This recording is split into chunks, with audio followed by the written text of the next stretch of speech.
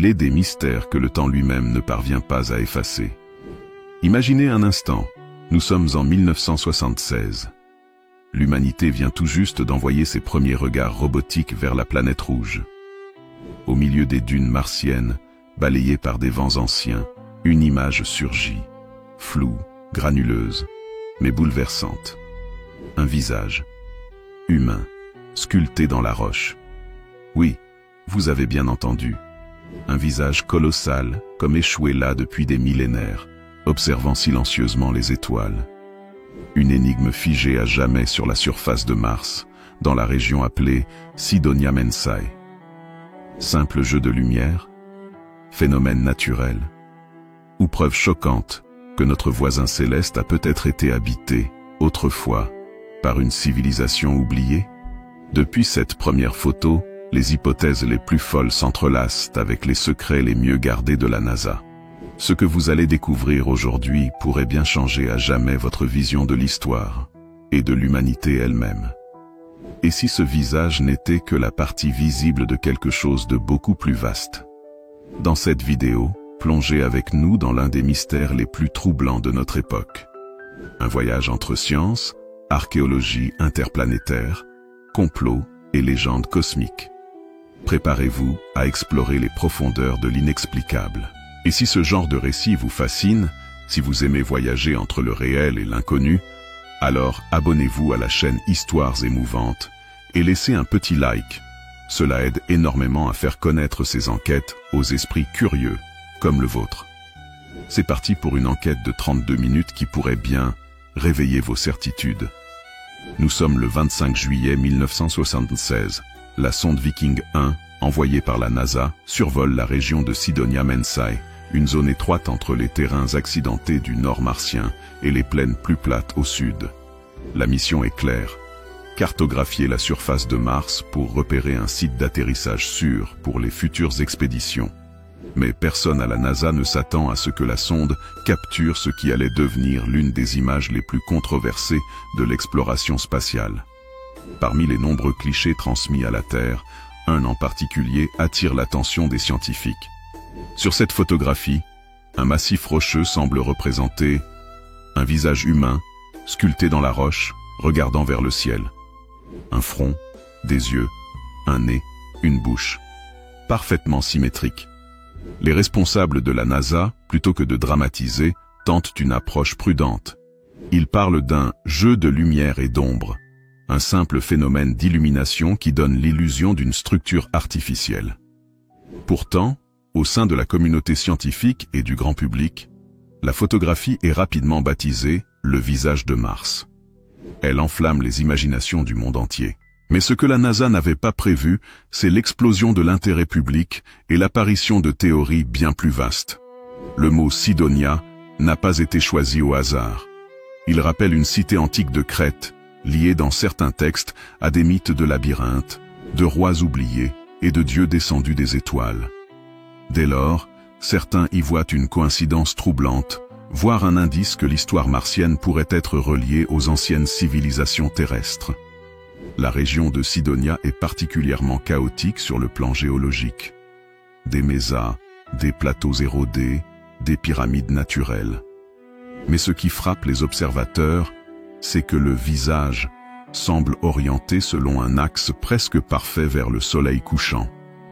D'autres formations autour, comme la soi-disant citadelle ou les pyramides de DNM, possèdent des angles et des proportions rappelant étrangement des structures humaines, voire égyptiennes. Très vite, certains chercheurs indépendants, comme Richard C. Hoagland, ancien consultant de la NASA, s'emparent de cette affaire. Il affirme que ces structures ne peuvent pas être naturelles. Selon lui, il existe dans Cydonia un plan d'aménagement géométrique précis, trop complexe pour être le fruit du hasard. Son hypothèse? Une ancienne civilisation martienne, technologiquement avancée, aurait érigé ces monuments avant de disparaître. Et ce visage serait une sorte de relique, un avertissement ou un message pour ceux qui viendraient plus tard. Ce qui rend le visage de Cydonia si particulier, ce n'est pas seulement sa forme humanoïde, mais sa symétrie étrangement précise. Plusieurs analyses informatiques ont montré que les traits sont alignés selon des proportions quasi idéales.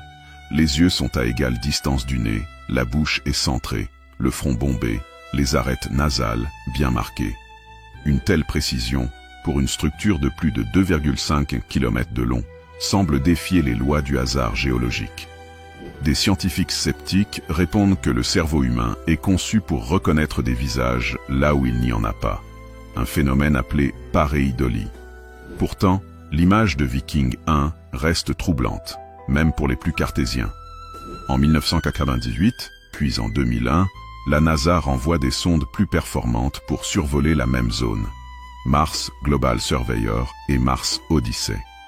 Les nouvelles images sont plus nettes, et le visage semble moins marqué. On distingue les reliefs, mais sans les ombrages, qui lui donnèrent sa forme humaine. Pour beaucoup, cela clôt le débat. Mais pour d'autres, cette décision de la NASA de démonter activement le mystère suscite la méfiance. Pourquoi insister autant pour expliquer une simple illusion d'optique? Et si la NASA cachait quelque chose? Le chercheur Errol Toruń, spécialiste en cartographie, a observé que les structures autour du visage suivent un alignement mathématique précis, notamment le nombre d'or, I1618, et des références à des angles particuliers comme 19,5 degrés, un chiffre que l'on retrouve souvent dans la géométrie sacrée, ainsi que dans l'orientation des pyramides terrestres. Il propose une théorie stupéfiante. Si les bâtisseurs de ces monuments martiens connaissaient ces concepts, cela démontre une maîtrise des mathématiques avancées, bien avant notre propre civilisation. Une preuve potentielle que nous ne sommes pas les premiers à explorer le système solaire. Certains voient même dans ce visage une ressemblance frappante avec des masques funéraires égyptiens ou olmèques. La forme du menton, la symétrie faciale, les orbites creusées, tout semble avoir été volontairement sculpté. Une idée refutée par les instances officielles, mais qui persiste dans l'imaginaire collectif. Hollywood s'empare rapidement du mythe.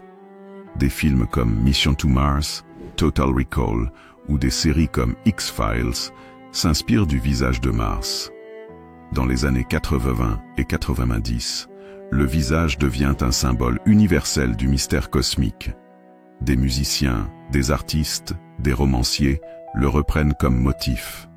Mais au-delà de la pop culture, une nouvelle vague d'ufologues et de chercheurs indépendants naît. Pour eux, le visage de Cydonia est la clé d'une vérité plus grande, celle d'un passé interstellaire de l'humanité. Certains vont jusqu'à affirmer que Mars fut une ancienne colonie de civilisation antédiluvienne, et que la Terre pourrait être leur héritage. Près d'un demi-siècle après sa découverte, le visage de Cydonia continue d'intriguer, de diviser, de fasciner. Entre phénomènes naturels et preuves d'une ingénierie extraterrestre, il symbolise le point de jonction entre science, mythe et foi en l'inconnu. Après la diffusion des nouvelles images prises par Mars Global Surveyor en 1998, la NASA tente de mettre un terme définitif à la controverse. Les reliefs du visage apparaissent à présent sous un autre angle, avec une luminosité différente. Plus de traits humains visibles, plus de front, ni de bouche. Juste une colline rocheuse asymétrique. Mais pour beaucoup, c'est justement cette insistance à nier toute possibilité d'artificialité qui réveille les soupçons. La NASA aurait-elle volontairement altéré les images? Pourquoi les données brutes de certaines missions ne sont-elles pas disponibles au public? Pourquoi les rares photos montrant clairement la zone de Cydonia sont-elles souvent floues, mal cadrées ou saturées? La rumeur enfle, alimentée par des fuites internes.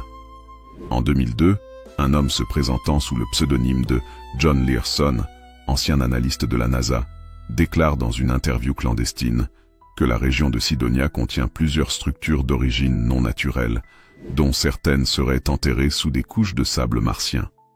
Il affirme que des analyses radar ont révélé l'existence de galeries souterraines reliant le visage à d'autres formations, et qu'une mission top secrète américaine en 1988 aurait capturé des images encore jamais rendues publiques, prouvant la nature artificielle du site. Un autre témoin, un certain Dr. Edward V. Smith, ex-consultant en intelligence pour le DoD, confie dans une conférence discrète en Suisse que le gouvernement américain possède des enregistrements sonores d'activités électromagnétiques anormales en provenance de la région de Cydonia, captées par les sondes. Des documents classifiés, obtenus via le Freedom of Information Act, FOIA, montrent que des agences comme la CIA, la NSA et même l'US Air Force ont enquêté sur la possibilité d'une origine extraterrestre de certaines structures martiennes. Dans les années 70 et 80, la CIA mène un programme classifié nommé Stargate, visant à utiliser des individus aux capacités psychiques pour voir à distance. Un des visionnaires les plus doués, Joseph McMonigle, est chargé de se concentrer sur Mars, à la date de 1 million d'années avant notre ère. Le résultat est sidérant. McMonigle décrit « Je vois d'immenses pyramides, des structures technologiques énormes. Il y a des êtres grands, très fins, avec de longs crânes. Ils semblent en hibernation, en attente de quelque chose. Ils savent que leur monde est en train de mourir. » Le rapport officiel, bien qu'étrange, est stocké dans les archives de la CIA, aujourd'hui déclassifiées. Mais il pose une question vertigineuse. Et si Mars avait connu une civilisation avancée, disparue avant même l'apparition de la vie complexe sur Terre? Un scénario théorique se développe dans les cercles d'ufologues et de chercheurs indépendants. Il y a plusieurs millions d'années, Mars était habitable. Son atmosphère était plus dense. Elle avait de l'eau liquide en abondance et peut-être une forme de vie intelligente. Puis survint un cataclysme planétaire. Impact d'astéroïdes, guerre thermonucléaire, instabilité du noyau. Toujours est-il que les survivants, technologiquement avancés, auraient migré vers la Terre. Cette hypothèse, appelée la théorie de l'exode martien, se base sur plusieurs indices. La ressemblance entre certaines structures de Cydonia et les pyramides d'Égypte. Les traditions des Dogons du Mali qui parlent d'êtres venus d'une planète rouge mourante. Des anomalies génétiques dans l'ADN humain, liées à des mutations soudaines inexplicables. Et si nous étions, en partie, les descendants des Martiens?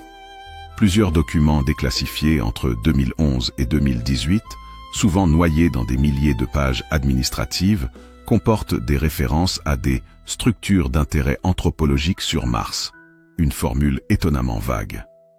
Un mémo interne de la Defense Intelligence Agency, DIA, de 1985 évoque « L'activité de la zone 14C, Cydonia, doit être surveillée à chaque survol, mais ne jamais être commentée publiquement, sans approbation de haut niveau. » Pourquoi un tel secret sur une simple colline rocheuse?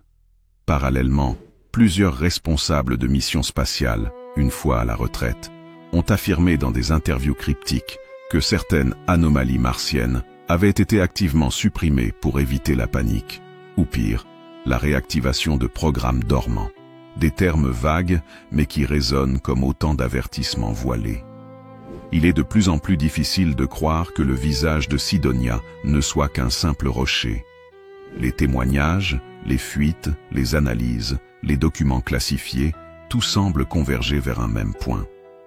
Quelque chose d'exceptionnel se cache sur Mars. Peut-être un souvenir, une cicatrice, un message. Et si la vérité avait été devant nos yeux depuis 1976, dissimulée sous une fine couche de poussière rouge et un océan de dénégation?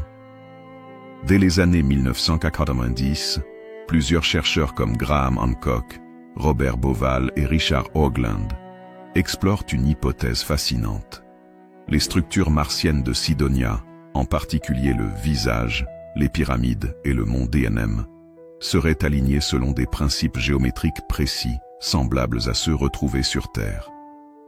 En analysant la disposition des pyramides de Cydonia, Hoagland découvre une correspondance troublante avec la constellation d'Orion.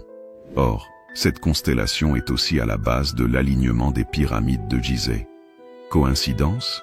Et si les bâtisseurs de ces structures sur Mars et sur Terre étaient animés par le même savoir cosmique? Les civilisations anciennes semblaient toutes obsédées par une planète rouge.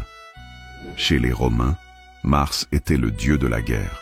Chez les Grecs, il était Arès, incarnation de la fureur. Chez les Akkadiens, on le nommait Nergal, dieu des enfers, décrit comme arrivant dans le ciel en émettant une fumée rougeoyante. Les Mayas voyaient en Mars un être cyclique, lié à des catastrophes. Pourquoi une telle fixation sur Mars, alors même que les moyens d'observation de l'époque ne permettaient pas une vision détaillée de la planète? Plus troublant encore, des tablettes sumériennes mentionnent une planète nommée Lamu, associée à un royaume ancien ayant sombré dans le chaos. Parmi les tribus d'Afrique, les Dogons du Mali se distinguent par leur cosmogonie étrangement précise. Ils parlent de Sirius, A et B, une étoile double que l'on ne peut observer qu'avec des instruments modernes. Ils racontent avoir reçu leur savoir d'êtres appelés Nomos, venus de l'eau et du ciel. Ces entités auraient quitté une planète rouge et mourante et auraient laissé leur empreinte sur Terre. Les Dogons affirment que leur culture, leur écriture et même certaines architectures leur ont été transmises par ces visiteurs. Pourquoi cette même histoire revient-elle chez tant de civilisations? Pourquoi le rouge, l'eau et la guerre sont-ils toujours liés à Mars? En analysant les textes anciens égyptiens, on retrouve les références aux Shemsu-Or, les suiveurs d'Horus, une dynastie prédynastique censée avoir régné avant les pharaons. Ces êtres auraient possédé une science avancée, des connaissances astronomiques et technologiques étonnantes. Les Shemsu-Or auraient bâti les pyramides de Gizeh, non pas comme des tombes, mais comme des repères stellaires alignés avec Orion et potentiellement Mars. Certaines gravures font allusion à des barques du ciel, à des dieux constructeurs venus de l'au-delà du ciel rouge. Et si l'Égypte était le mémorial terrestre d'une civilisation martienne disparue? Les pyramides martiennes présentent une géométrie complexe. Angles dorés, proportions basées sur le nombre d'or, et surtout, une disposition triangulaire que l'on retrouve à Teotihuacan, Gizeh et Angkor.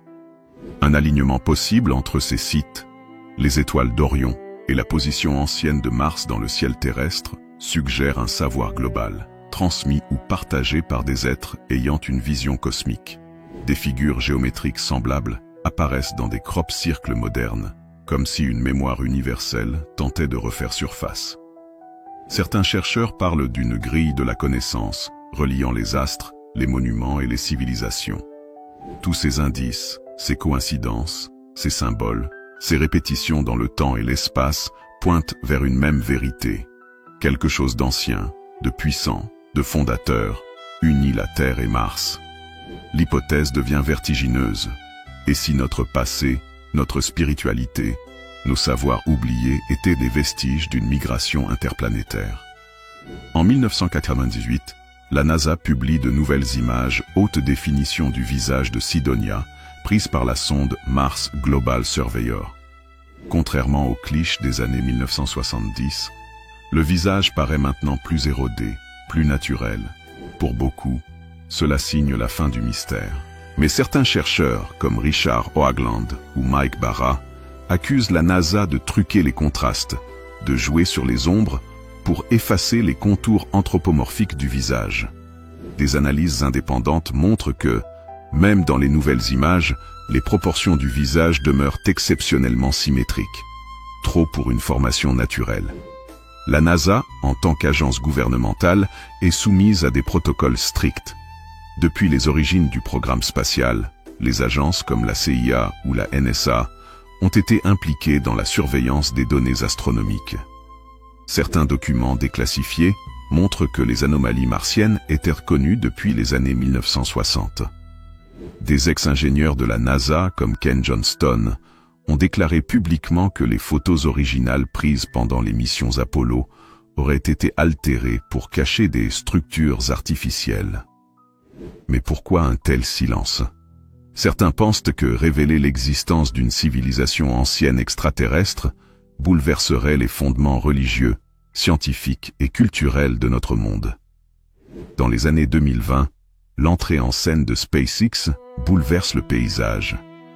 Elon Musk, avec sa volonté de coloniser Mars, relance la course vers la planète rouge. Mais certains analystes remarquent des choix de trajectoire et des zones d'atterrissage étrangement proches de Sidonia. Pourquoi SpaceX s'intéresse-t-il autant à cette région précise? Des fuites internes, non confirmées, font état de détection radar anormale, de structures souterraines et d'émissions électromagnétiques provenant du sol martien. Est-ce une exploration minérale ou une véritable mission de reconnaissance archéologique? D'anciens insiders militaires comme Corey Goode ou Emery Smith affirment que des bases humaines existeraient déjà sur Mars depuis les années 1980 via un programme spatial secret appelé Solar Warden. Selon eux, la face visible de la NASA ne serait qu'un écran de fumée. Une flotte spatiale existerait, utilisant des technologies issues de récupération extraterrestre. Des témoignages parlent de structures enterrées, de cavernes artificielles équipées de dispositifs inconnus, et même d'êtres biologiques en stase. Science-fiction ou fuite de vérité? Les lignes sont floues, mais le nombre de témoignages concordants interroge. Les civilisations anciennes auraient-elles laissé un signal sur Mars? Certains scientifiques pensent que Mars, il y a des millions d'années, possédait une atmosphère dense, de l'eau liquide, un champ magnétique. Les conditions parfaites pour la vie. Des études récentes indiquent que la planète aurait subi une détonation massive, comparable à une explosion nucléaire planétaire. Est-ce cela qui a détruit la civilisation martienne? Le visage de Sidonia serait-il un mémorial, un message figé dans le temps, dans l'espoir que quelqu'un, un jour, revienne? Aujourd'hui, avec l'essor des IA, des satellites privés, des télescopes amateurs, les secrets ne peuvent plus rester enterrés. Une vérité interdite, mais de moins en moins cachée, commence à émerger. Le mystère du visage de Sidonia n'est pas seulement une question de roche ou de photo. Il interroge notre identité même. Et si nous étions les descendants d'exilés martiens? Et si l'histoire de l'humanité était bien plus ancienne, bien plus vaste, que ce que nous pensons? Ce qui se profile n'est pas une simple colonisation spatiale. C'est un retour à la maison. Car dans le silence poussiéreux des plaines de Sidonia, un visage nous regarde. Il nous attend. Et peut-être, il nous reconnaît. Et voilà. Nous voici arrivés au terme de ce voyage extraordinaire, entre science, mythe, conspiration et mystère millénaire. Depuis les premiers clichés du visage de Sidonia, jusqu'aux zones d'ombre des agences spatiales, en passant par les anciennes civilisations terrestres et les récits oubliés de peuples étoilés, une chose semble émerger avec force. L'humanité pourrait être bien plus ancienne, bien plus vaste et bien plus cosmique qu'on ne l'imagine. Peut-être que ce visage sculpté dans la poussière martienne n'est pas simplement une énigme géologique. Peut-être est-ce un rappel, une mémoire, un signal adressé à ceux qui, un jour, regarderaient le ciel avec les bonnes questions. Merci, du fond du cœur, d'avoir suivi cette vidéo jusqu'à la fin. Si vous êtes encore là, c'est que vous faites partie de ces esprits curieux, ouverts, passionnés, qui cherchent à comprendre au-delà de ce qu'on nous raconte. Nous espérons que ce récit vous a captivé, fait frissonner, fait réfléchir, peut-être même bouleversé. Si c'est le cas, pensez à liker la vidéo, à la partager avec vos proches, et surtout, à vous abonner à la chaîne Histoires émouvantes, pour ne rater aucun de nos prochains voyages dans l'inconnu. Et surtout, n'oubliez jamais, parfois, les vérités les plus émouvantes sont cachées là-haut, dans les étoiles. À très bientôt pour une nouvelle exploration de l'inexpliqué. L'équipe de Histoires émouvantes.